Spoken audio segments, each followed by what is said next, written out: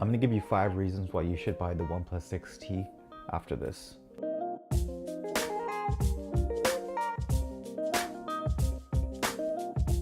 Welcome back to my channel. On this channel I do a lot of reviews and helpful tutorials.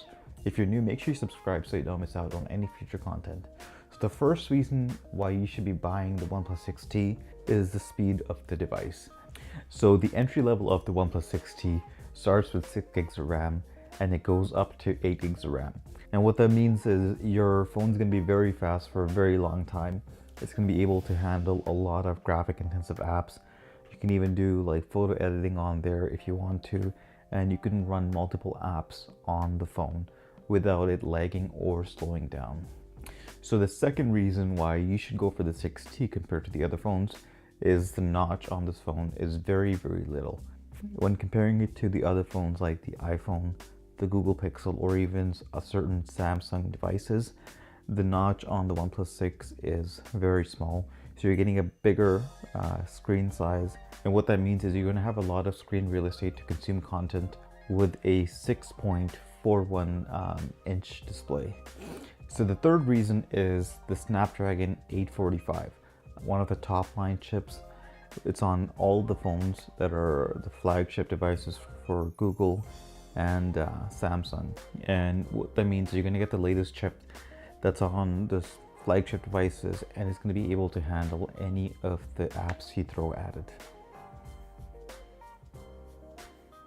So the camera on the OnePlus 6T has a lot of great features that are coming out. Primarily, it's coming packed with 2 cameras. So the first camera is going to be a 16 megapixel camera.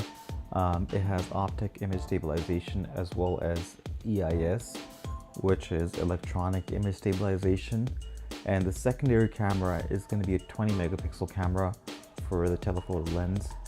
That unfortunately does not have those stabilization, but they do have a lot of features coming out related to the camera.